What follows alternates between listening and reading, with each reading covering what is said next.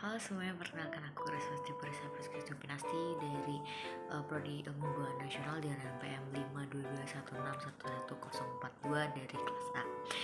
Aku bakal kasih tahu dan jelasin ke kalian tentang hubungan internasional sebagai disiplin ilmu.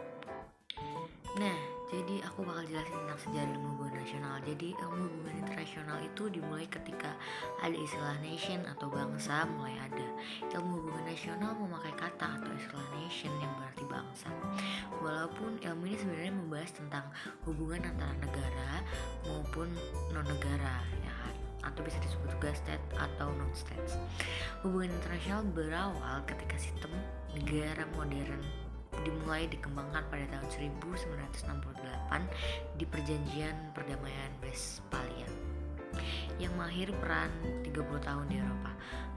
Westphalia ini mendorong pembentukan konsep tentang kedaulatan negara sehingga mendorong pula bangkitnya negara-negara nasional modern yang independen, perlembagaan diplomasi, dan tentara. Dari perjanjian ini juga mulai muncul hukum internasional modern yang mengatur hubungan antara negara-negara, lahir atas masyarakat internasional yang didasarkan oleh negara-negara internasional. Nah, pentingnya hubungan antar negara dapat dirasakan pada awal Perang Dunia Pertama yang terjadi pada tahun 1914 sampai 1918 yang mengakibatkan banyak korban jiwa yang berjatuhan, menimbulkan dampak tersendiri bagi masyarakatnya. Terjadinya perang masa itu membuat negara-negara dunia selalu dapat menjalin kerjasama dan menjaga perdamaian antar negara. Sebelum Perang Dunia Pertama, pembahasan hubungan internasional dimasukkan dalam fakultas sejarah, hukum, dan filsafat. Dalam catatan sejarah, teori diplomasi dan teori strategi ditafsirkan oleh ahli negara dan ahli filsafat sebagai sifat alamiah manusia, perang, dan keadilan. Sementara itu, ilmuwan sejak lama mempelajari fenomena sosial seperti hukum yang mengatur hubungan antar bangsa, hakikat kekuasaan, negara, dan kedaulatan, masalah pengelolaan hubungan internasional, dan pengembangan lembaga-lembaga nasional atau internasional. Dari berbagai studi ini muncul pada abad 20 suatu bidang studi yang terorganisasi atau terorganis dan dimasukkan dalam kurikulum beberapa universitas di Amerika, yaitu bidang studi hubungan internasional. Hubungan internasional pada mulanya bersita-cita ingin menciptakan keadaan yang lebih teratur. Nah, pada tahun 1919 hubungan internasional mulai dilembagakan sebagai jurusan politik internasional di Universitas Wales, dan dari sinilah perkembangan hubungan internasional mengawali perjalanannya sebagai ilmu. Cita-cita di awal pembentukan jurusan hubungan internasional adalah untuk meniadakan perang dan berusaha menciptakan perdamaian di dunia ini. Tujuan yang idealis ini dipelopori oleh Presiden Amerika Serikat Woodrow Wilson setelah melihat dampak negatif dari Perang Dunia Pertama bagi umat manusia. Nah, pada tahun 1919 hubungan internasional mulai dikembangkan sebagai jurusan politik internasional di Universitas Wales, dan dari sinilah perkembangan hubungan internasional mengawali perjalanannya sebagai ilmu. Cita-cita awal pembentukan jurusan hubungan internasional adalah untuk meniadakan perang dan berusaha menciptakan perdamaian di dunia ini. Nah, tujuan yang idealis ini dipelopori oleh Presiden Amerika Serikat, yaitu Woodrow Wilson, setelah ia melihat banyak dampak negatif dari Perang Dunia Pertama bagi umat manusia, di mana perang hanya menghasilkan kematian ataupun penderitaan, baik itu dari pihak pemenang maupun bagi pihak yang kalah perang. Menurut Wilson, cara untuk menciptakan perdamaian dan mencegah terjadinya kembali perang antar negara besar adalah dengan membentuk kondisi dunia yang safe for demokrasi. Kepercayaan Wilson dan para penstudi hubungan internasional pada saat itu akan dirasionalitas manusia dan lembaga supranasional, yang kemudian muncul pendekatan pertama dalam studi hubungan internasional, yaitu idealisme. Nah, pendekatan idealisme ini mendominasi studi hubungan internasional pada periode 1920-an. Keterkaitan ilmu hubungan internasional dengan disiplin-disiplin ilmu lainnya sangat penting adanya, seperti politik, ekonomi, sejarah, hukum, hukum, filsafat, sosiologi, geografi, antropologi, psikologi, budaya, dan lainnya. Hal ini dikarenakan hubungan internasional berusaha menganalisis serta merumuskan kebijakan luar negeri suatu negara tertentu yang ditujukan untuk menghasilkan kepentingan nasional yang positif untuk negaranya dan pasti akan melibatkan negara-negara yang berbeda. Sehingga keterkaitan hubungan internasional dengan berbagai disiplin ilmu-ilmu sosial tidak dapat dipisahkan. Sejak berakhirnya Perang Dingin, studi hubungan internasional dan hampir semua universitas terkemuka di dunia, termasuk di Indonesia, melakukan reorientasi, redefinisi, dan reformulasi keberadaan studi hubungan internasional sebagai disiplin. Meski tidak semua berhasil, keluar dengan jati diri baru meyakinkan tak pelak beberapa perubahan mewarnai perkembangan studi hubungan internasional periode ini. Yang mencolok bila sebelumnya studi hubungan internasional fokus semata pada persoalan politik dan keamanan, memasuki periode itu kajian-kajian hubungan internasional menjadi lebih beragam, lebih interdisipliner, dan lebih global. Ada beberapa pernyataan yang mengungkapkan definisi dari ilmu hubungan internasional. Pernyataan yang pertama menyatakan bahwa hubungan internasional merupakan salah satu studi atau disiplin ilmu yang berkembang sangat dinamis. Kenyataan tersebut semakin terbukti dengan perkembangan atau sejarah dengan kemajuan peradaban umat manusia. Lalu pernyataan yang kedua menyatakan bahwa menurut G. David Singer, teori hubungan internasional adalah sebuah badan tetap penyamarataan deskriptif, prediksi, dan penjelasan kekuasaan.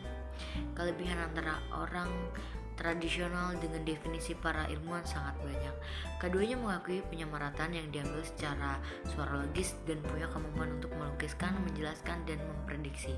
Dia percaya bahwa sesuai kaidah pemikirannya dan kebijakan para ahli mungkin akan beruntung dari teori, tetapi peribahasa memberikan petunjuk bukanlah bagian dari teori.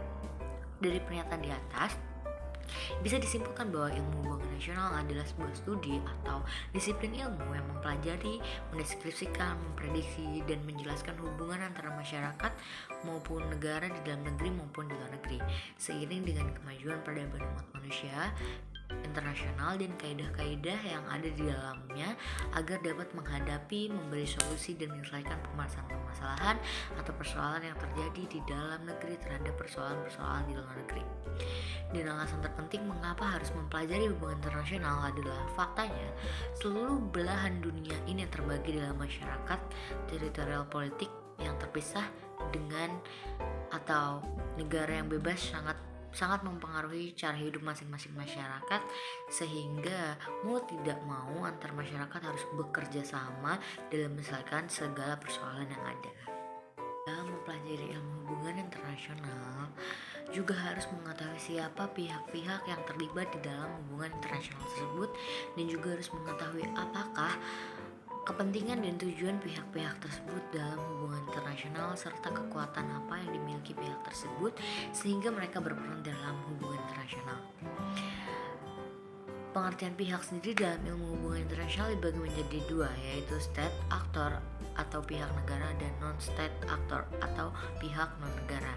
Negara dalam interaksi internasional bukanlah suatu perilaku atau suatu pelaku interaksi yang dominan, melainkan berlaku primer. Hubungan internasional tidak bisa dilepaskan dari peran negara, sehingga negara berperan penting dalam sistem internasional sebagai garis depan dari suatu proses interaksi internasional.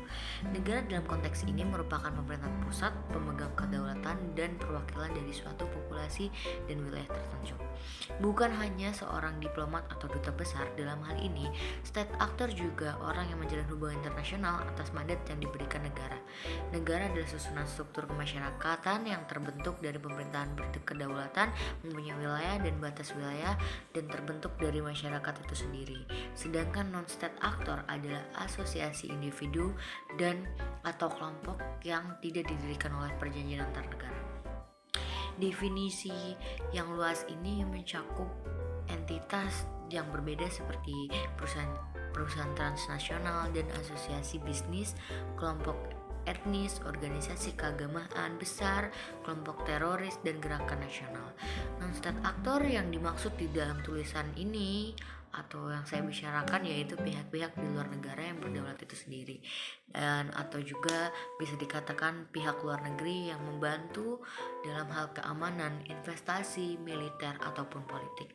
Dengan adanya semua penjelasan ini, dapat disimpulkan bahwa di dalam studi hubungan internasional tidak hanya mempelajari tentang kebudayaan masyarakat internasional saja, tetapi juga mempelajari bagaimana cara menanggapi, mencari solusi, bahkan mempelajari bagaimana cara agar masalah atau persoalan dari segala aspek negara di ruang lingkup internasional tersebut bisa terselesaikan. Lalu dapat disimpulkan bahwa di dalam hubungan internasional ada pelaku yang terlibat di dalam hubungan internasional tersebut. Ada dua pihak, yaitu pihak pertama negara dan pihak kedua di lain atau di luar negara. Tidak ada pihak yang lebih kuat di antara kedua pihak tersebut. Semua pihak memegang kendali, tugas dan wewenang tersendiri. Negara dan susunan pemerintah di dalamnya mempunyai wewenang dalam mengatur dan menyelesaikan masalah di dalam negaranya sendiri.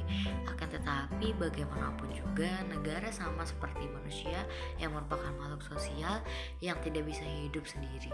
Negara membutuhkan bantuan dan kerjasama dengan pihak lainnya, yaitu non-state actor. Yang sama halnya seperti state actor, non-state actor juga memiliki hak yang menentukan apakah mereka ingin bekerja sama dengan pihak dalam negara tersebut atau tidak. Masing-masing memiliki kekuatan, kepentingan, dan hak tersendiri.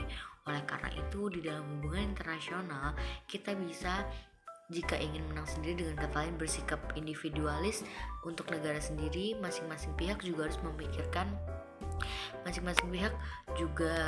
harus memikirkan dampak apa yang terjadi jika bersikap seperti itu.